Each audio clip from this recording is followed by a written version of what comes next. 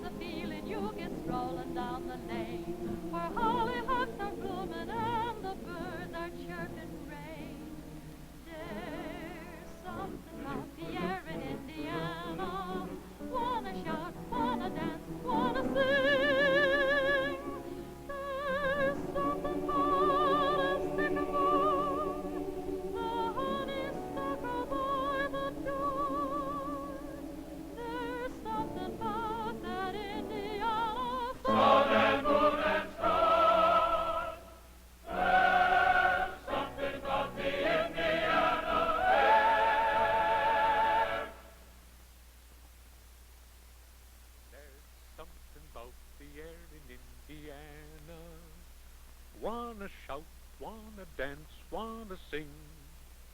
There's something about the Indiana sunshine.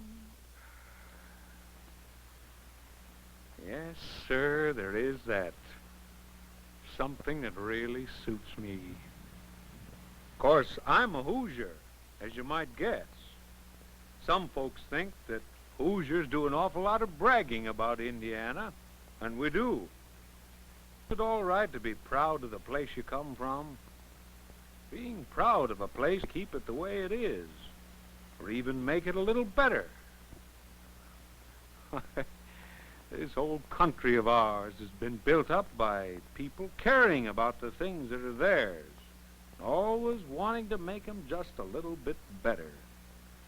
Working, planning, dreaming. Gonna make my home where the Wabash flows and the primrose and the violet grows. Gonna make my home where the Wabash River flows. Gonna make my home by the river shore. Gonna settle down forevermore. Gonna make my home where the Wabash River flows. The girl I left behind me, she'll be sorry by and by, but she'll come a-running after me with the love light in her eyes. Gonna make our home where the Wabash flows and the primrose and the violet grows. Gonna make make our home where the Wabash River flows. Always singing that song, Danny. Let's do it, Ma. Let's do it right off. Do what? Let's go out there. Out across the mountain. Find us a place where we can get some land. Always dreaming, just like your pa. Other people are doing it, why can't we? We can find a place that's ours. Build a house that belongs to us. Wouldn't you like that, Ma? Wouldn't you like to have things? I got a lot to be thankful for now, Danny. A boy who's just like his pa, always wanting to get on. We're gonna get on, Ma. We're gonna get on right now. If you'll say the word, we'll go west.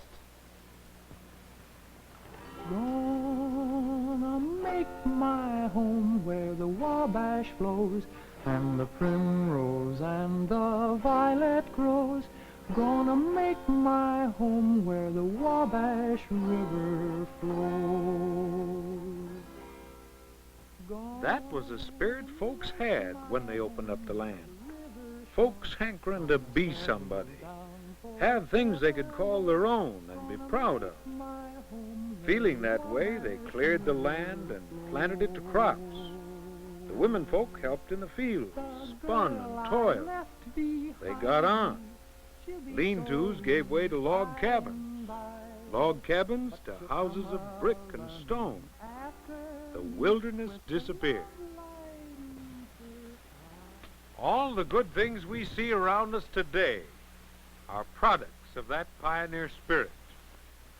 That house your pa built, where you were born. Little businesses that have grown into big ones. Towns and cities that are good to live in. We've kept right on forging ahead, this country has, because it's a place where one man, any man, can do things on his own. I've got a personal pride in one little chapter of our American story, and not such a little chapter at that when you come to think about it. All my life I've worked for the railroad, and railroads, believe you me, grew up the American way. Wasn't much in this part of the country to make anybody want to build a railroad when some get-up-and-go Hoosiers started this one. Weren't enough people in this whole territory then to fill up a fair-sized county today. Land was mostly the way nature made it. A whole lot of this United States was like that back in 1846 and thereabouts.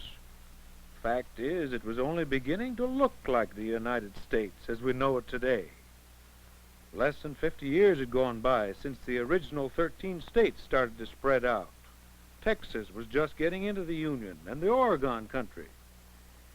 Here in this middle part of the land, Congress had set up what they called Northwest Territory. Then, as settlers began to fill up parts of it, they cut it up into separate territories and states. Ohio, Michigan, Illinois, Wisconsin, Indiana. It was down here in southern Indiana, along the Ohio River, that the folks I spoke about began to build the railroad. There wasn't any very good way to haul things once you got away from the river. That's what kept the country from developing faster, depending on river boats, a few roads and canals. These weren't enough, and some far-sighted folks knew they weren't. Folks like James Brooks of New Albany, Indiana. There isn't any reason in the world for doubting the success of the project, gentlemen. Railroads are being built in the East, and not by dreamers either. They're being built by sound businessmen because they have seen that the iron rail and the steam locomotive are the real answers to long-distance hauling. I'd rather stick to canals. We know what they'll do. Oh, you can't build a canal over the knobs. There's too much rough country between here and the White River. The state's already poured a lot of money into the macadam roads. Let's finish them. Wagons, even on the best of roads, will never haul a pittance of the stuff we could haul on rails. I say, let's take over some of this right-of-way that's been graded. As the new law has made it possible to, and let's put rails on the right-of-way. Railroads, gentlemen, are the answer. Men like James Brooks carried their point. Railroads were built, and the people took to them. They shipped their goods over them. They wanted to ride the trains whenever they could. Hooray for the Kiars! Oh, it's fun to go riding and riding and riding along on the passenger car. It's exciting, exciting, exciting, exciting, like floating along on the stars. Oh, it's fun to go riding and riding and riding. No journey would ever seem long. When the wheel clicks in rhythm, my heart it takes rhythm and takes out a tune of a song.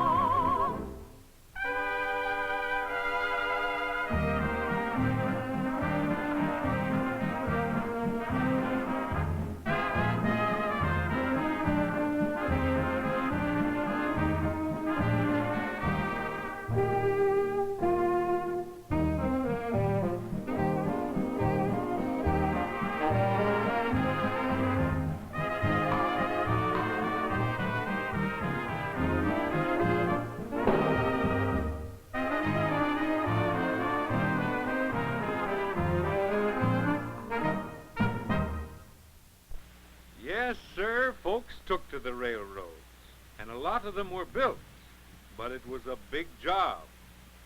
Take this line that James Brooks and his friends began in Indiana, for example. They tackled only 30 miles or so of it at first. They began down here in New Albany and went on up to Salem. Matter of fact, they called it the New Albany and Salem. But they had bigger ideas than that. They got themselves a charter which allowed them to appear to Orleans. Not very far, you might say, but it was hard going. Then some other folks took a hand. At Crawfordsville, they decided to build a railroad to hook up with the Wabash and Erie Canal at Lafayette.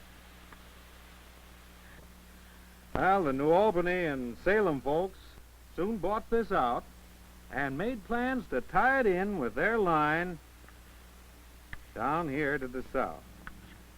Had their eye on going north of Lafayette, too, on up to Michigan City, Indiana's only Lake Michigan port. Main trouble they had with the whole thing was money. It didn't grow on bushes in those days, or on Washington cherry trees either. By the time the railroad got to Lafayette, it was out of money. And that's where Hoosier ingenuity took over. And that's where this roving charter came in mighty handy. They loaned out the charter to John Murray Forbes of Boston, who couldn't get a charter from the Indiana legislature, and who was set on pushing his Michigan Central Railroad on into Chicago here, ahead of its rival, the Lakeshore. Well, $500,000 in stock subscriptions the New Albany and Salem got from that transaction. Enough money to finish the railroad from Lafayette to the lake. You couldn't beat men like that. They were building Indiana. They were building the nation. They built this nation big and strong. Work away, work away. They labored hard, they labored long. Work away, work away. They opened up a continent from sea to shining sea. A heritage they cast along and left to you and me.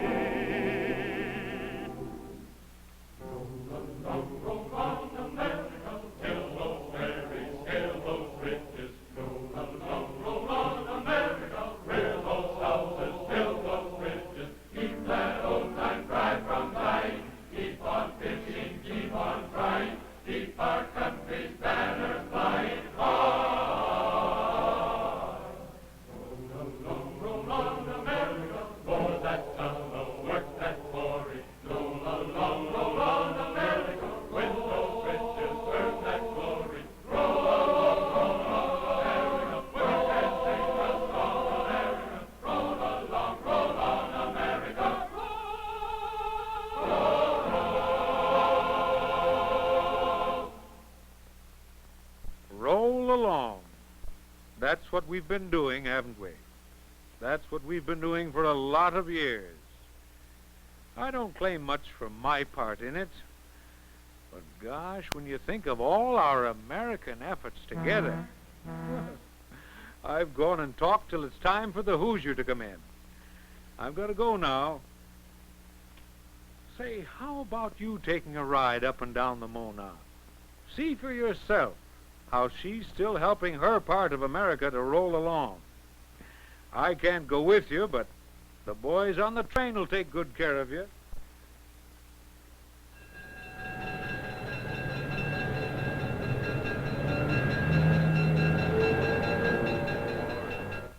Up and down the Monon, everything is fine, 'cause that rootin' tootin' Monon, she's a Hoosier line. All up and down the line, you can see how the railroad has helped to create American prosperity. Farms producing great quantities of food which could never be fully marketed without modern mass transportation. Factories which assemble their raw materials from a lot of far-flung points and send their finished products everywhere. Towns and cities in which people have grown used to buying things which are brought from all over the world. Our way of life, which is literally a product of railroads at work.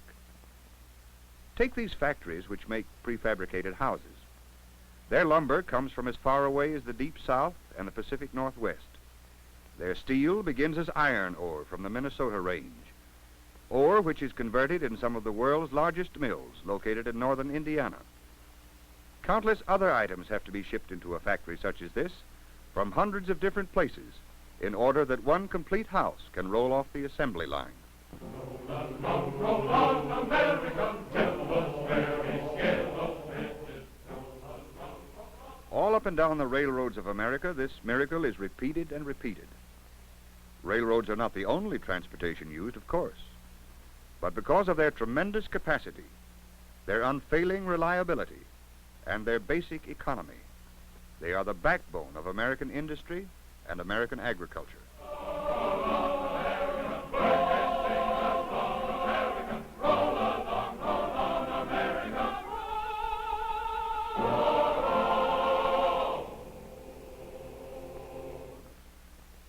Railroads like the Monon help out the territories they serve in other ways, too. These great steel highways not only link the communities together, thus helping to create wealth, they distribute much of their income in the communities they serve. Every time a train like this moves from one milepost to another, the railroad will spend $10.02 on the labor and materials to operate the train, maintain the tracks, pay taxes, and other costs. Each mile represents an investment of nearly $100,000 and costs nearly $6,000 per year to maintain. This length of steel rail costs the railroad over $70 when laid. Each one of these new ties will cost more than $4 when placed in the track. Even the lowly spike carries a price tag of nearly 5 cents. The Monon has to haul a ton of freight 3 miles in order to earn 5 cents. Work like this creates big payrolls which are spent largely in the towns and cities along the line. Taxes take a large part of every railroad dollar, too. Taxes consume more than half of the revenue which is left after other expenses have been paid. Every mile of track which this train traverses pays an average annual tax to the county, state, and federal governments of $2,163. Taxes paid by the railroads go to maintain the public schools and to provide other essential services in the community. In many counties, more than half of all the local taxes are paid by the railroads. And on a national basis, the railroads pay out 4 times as much in taxes as they do in dividends to their stockholders. No other form of transportation makes any such contribution to the area it serves. This Indiana, which the Monon has helped to build, is quite a place. It's a place that's fabled in story and in song.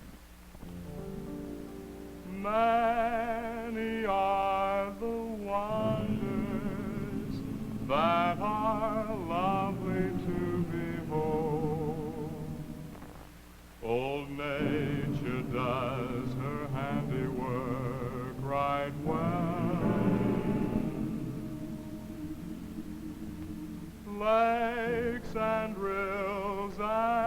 Temple Hills, this land of ours unfolds. But in one spot my fondest memories dwell. There's a little bit of paradise that all the world should know. It's the shades of India, where the sweetest flowers grow and the softest breezes blow, and there's magic as the seasons come and go. There's a little bit of paradise I long again to roam. It's the shades of India. How I long to sneak down Sugar Creek like barefoot boy with tan on cheek, and find again my Indiana home,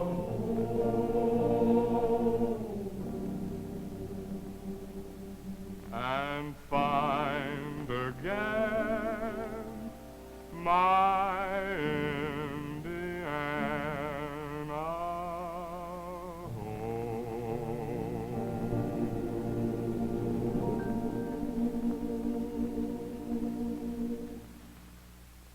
There's a little bit of paradise that all the world should know. It's the shades of Indiana, where the sweetest flowers grow and the softest breezes blow, and there's magic as the seasons come and go. Take a look at the Shades and at world-renowned Brown County, French Lick, Spring Mill, the Dunes. They're all part of the great picture which the good Lord painted in Indiana, and which Hoosiers have tried to preserve and throw open for the enjoyment of everybody. Take a look at the towns and cities in Indiana, too. They're alert, progressive, forward-moving, full of good, sound enterprise. And they're homey and friendly, Hoosier towns, with all that that folksy term implies. Even the big industrialized places like Indianapolis, the capital, are Hoosier right down to the roots. All of its factories, its varied business enterprises, haven't robbed Indianapolis of that friendly atmosphere which prompted a famous Hoosier poet to call the city high heaven's sole and only understudy. Monument Circle, which is the city's most distinguishing landmark, typifies this survival of the neighborly spirit which is so apparent throughout the Hoosier state. Indianapolis, too, is the scene of one of the world's great annual sports events, the 500-mile Memorial Day race. Each year since 1909, America's most daring drivers have piloted their mechanical steeds around this great proving ground for the automotive industry, and in these grueling contests have tested nearly all of the new developments in automobile engineering. For years, the Monon has helped to bring in the countless thousands who descended on Indianapolis for this event, transported them in an atmosphere of real Hoosier hospitality on its famous Chicago-Indianapolis train, the Hoosier. Hoosier time, Hoosier time, we run this railroad right on Hoosier time, Hoosier time, Hoosier time, there never ever was a better time, Hoosier time, where every golden moment is a time for joy and laughter, Hoosier time is the best time of all. Hoosier towns, American towns, towns where industry and thrift and independent initiative are admired and rewarded. Good towns in which to locate factories. The whole state of Indiana has an enviable record of friendly relations between management and labor and government. State and local taxes are extremely favorable to business. Transportation facilities and power resources are unexcelled. That Hoosier air is healthy for business. Hoosier time, We run this railroad right on Hoosier time. Hoosier time. The present management of the Monon has been extremely progressive in its efforts to provide its online communities with the finest in transportation service and equipment. The Monon was the first Class I railroad to become completely dieselized. Centralized servicing facilities with every modern device for maintaining equipment and expediting repairs ensure dependable schedules. Diesel power in all switching operations means smooth handling of cars, minimum breakage or damage to shipments. Along the railroad, vast improvements have been made. Miles of new track have been laid. Lines have been shortened and straightened. Bridges have been strengthened. Some have been completely rebuilt. Signal systems are being continually improved. New interlockers installed to increase speed of train movement. Oh, up and down the Monon, everything is fine on that route. All points on the Monon are now connected by dependable overnight freight service. To expedite interline movements, schedules are arranged so that they integrate efficiently with the schedules of connecting lines. This is especially important when it is recalled how many major railroads intersect the Monon and how strategically located the railroad is as a bridge line between its great terminals of Chicago, Indianapolis, and Louisville.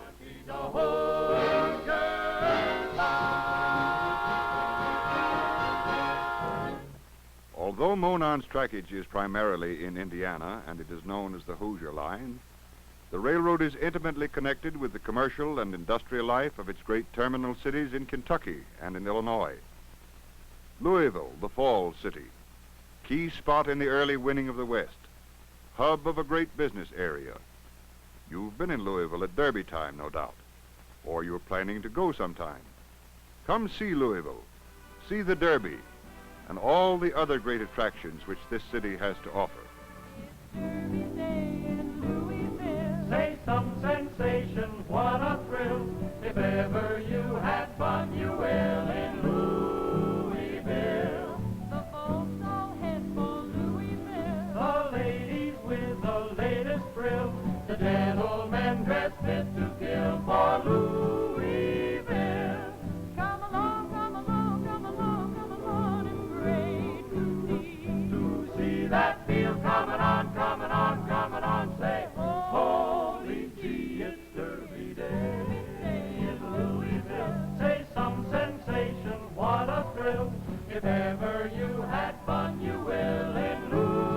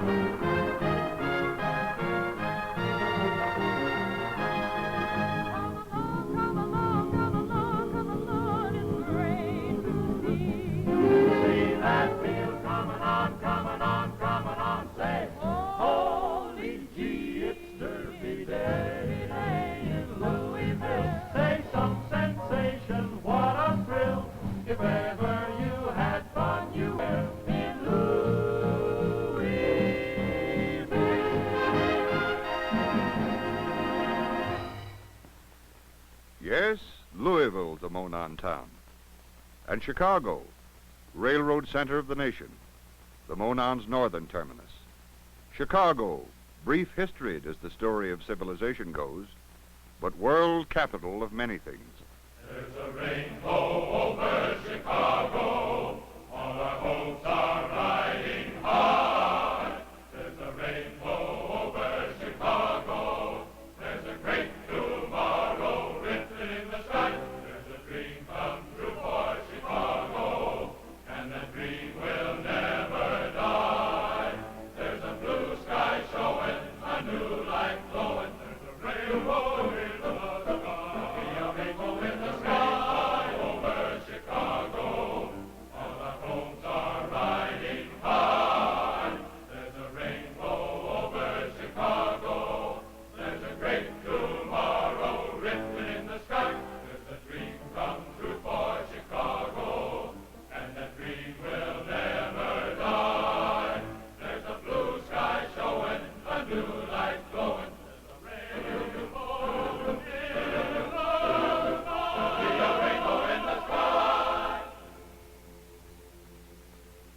Chicago, Indianapolis, Louisville. The Monon links together these three great cities, serves a host of fine communities in between. Monon intersects all the important east-west arteries in its part of the land and serves as a great railway bridge between Lake Michigan and the Ohio River. The Monon is proud of its place on the railroad map, proud that it has helped the heart of America to grow and to prosper, proud that it has kept pace with the increasing transportation demands of its area, proud that it's the Hoosier line, because it's Hoosier soil the Monon is grounded in, the Hoosier Commonwealth it has helped to build. Have a nice trip up and down the Monon? All of us on the railroad hope you did. We hope you like this Monon country as much as we do. We hope, too, that you saw how the Monon means something to you, whether you live in Indiana or some faraway part of the country. We think that the Monon means something to you. We think it means better handling of your transportation problems, better travel when you come into or go through Indiana, faster service for your shipments through this crossroads of America. One thing we're sure you will agree with us on. This America of ours is the greatest place on earth. And the one thing above all else that makes it great is the fact that so many individuals had a hand in building it up. That's the American secret in a nutshell. Individual initiative. That's why every one of us can be so proud of his own corner of America. That's why I'm so proud of the Monon and of Indiana. That's why I agree with those boys down at Purdue when they sing, something about the air in